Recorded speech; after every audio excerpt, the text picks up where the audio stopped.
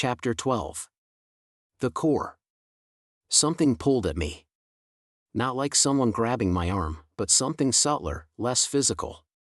It was a little like when the sun dips behind a cloud and you feel your mood change instantly in response.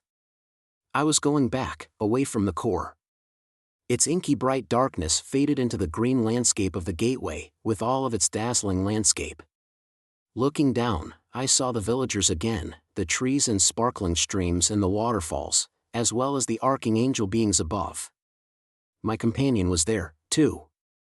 She had been there the whole time, of course, all through my journey into the core, in the form of that orb-like ball of light. But now she was, once again, in human form. She wore the same beautiful dress, and seeing her again made me feel like a child lost in a huge and alien city who suddenly comes upon a familiar face. What a gift she was. We will show you many things, but you will be going back. That message, delivered wordlessly to me at the entrance to the trackless darkness of the core, came back to me now. I also now understood where back was. The realm of the earthworm's eye view where I had started this odyssey. But it was different this time.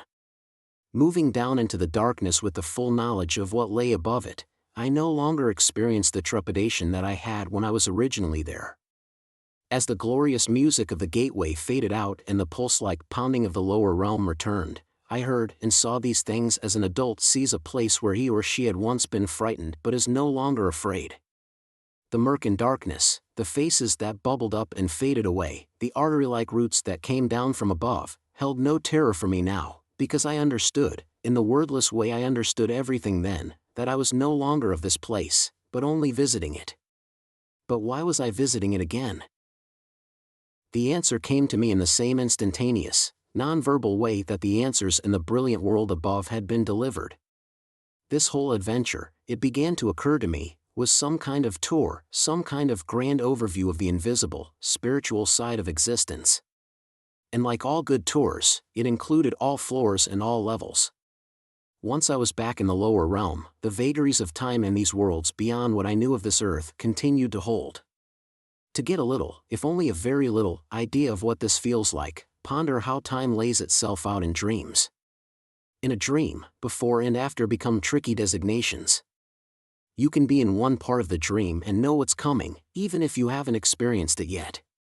My time out beyond was something like that, though I should also underline that what happened to me had none of the murky confusion of our earthbound dreams, except at the very earliest stages, when I was still in the underworld. How long was I there this time? Again, I have no real idea, no way to gauge it. But I do know that after returning to the lower realm, it took a long time to discover that I actually had some control over my course, that I was no longer trapped in this lower world. With concerted effort, I could move back up to the higher planes. At a certain point in the murky depths, I found myself wishing for the spinning melody to return. After an initial struggle to recall the notes, the gorgeous music, and the spinning ball of light emitting it blossomed into my awareness. They cut, once again, through the jellied muck, and I began to rise. In the worlds above, I slowly discovered, to know and be able to think of something is all one needs in order to move toward it. To think of the spinning melody was to make it appear, and to long for the higher worlds was to bring myself there. The more familiar I became with the world above, the easier it was to return to it. During my time out of my body, I accomplished this back and forth movement from the muddy darkness of the realm of the earthworm's eye view to the green brilliance of the gateway and into the black but holy darkness of the core any number of times. How many I can't say exactly, again because time as it was there just doesn't translate to our conception of time here on Earth. But each time I reached the core, I went deeper than before, and was taught more, in the wordless, more than verbal way that all things are communicated in the worlds above this one. That doesn't mean that I saw anything like the whole universe, either in my original journey from the earthworm's eye view up to the core, or in the ones that came afterward. In fact, one of the truths driven home to me in the core each time I returned to it was how impossible it would be to understand all that exists, either its physical/visible side or its much, much larger, spiritual/invisible side, not to mention the countless other universes that exist or have ever existed. But none of that mattered, because I had already been taught the one thing, the only thing, that, in the last analysis, truly matters. I had initially received this piece of knowledge from my lovely companion on the butterfly wing upon my first entrance into the gateway. It came in 3 parts, and to take one more shot at putting it into words, because of course it was initially delivered wordlessly, it would run something like this: you are loved and cherished. You have nothing to fear. There is nothing you can do wrong. If I had to boil this entire message down to one sentence, it would run this way: you are loved. And if I had to boil it down further, to just one word, it would, of course, be simply love. Love is, without a doubt, the basis of everything. Not some abstract, hard-to-fathom kind of love, but the day-to-day kind that everyone knows, the kind of love we feel when we look at our spouse and our children, or even our animals. In its purest and most powerful form, this love is not jealous or selfish, but unconditional. This is the reality of realities, the incomprehensibly glorious truth of truths that lives and breathes at the core of everything that exists or that ever will exist, and no remotely accurate understanding of who and what we are can be achieved by anyone who does not know it, and embody it in all of their actions. Not much of a scientific insight? Well, I beg to differ. I'm back from that place, and nothing could convince me that this is not only the single most important emotional truth in the universe, but also the single most important scientific truth as well. I've been talking about my experience, as well as meeting other people who study or have undergone near-death experiences, for several years now. I know that the term unconditional love gets bandied around a lot in those circles. How many of us can grasp what that truly means? I know, of course, why the term comes up as much as it does.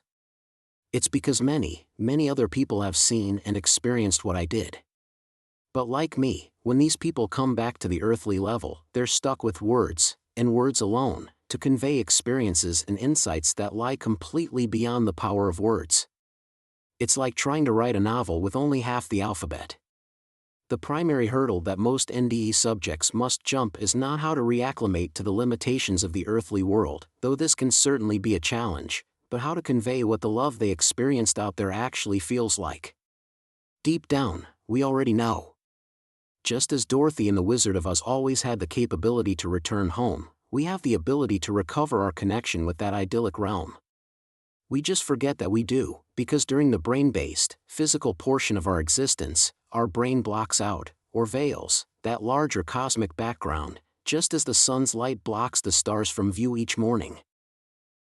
Imagine how limited our view of the universe would be if we never saw the star-spangled nighttime sky. We can only see what our brain's filter allows through.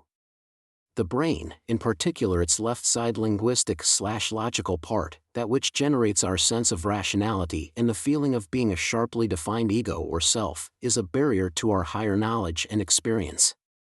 It is my belief that we are now facing a crucial time in our existence.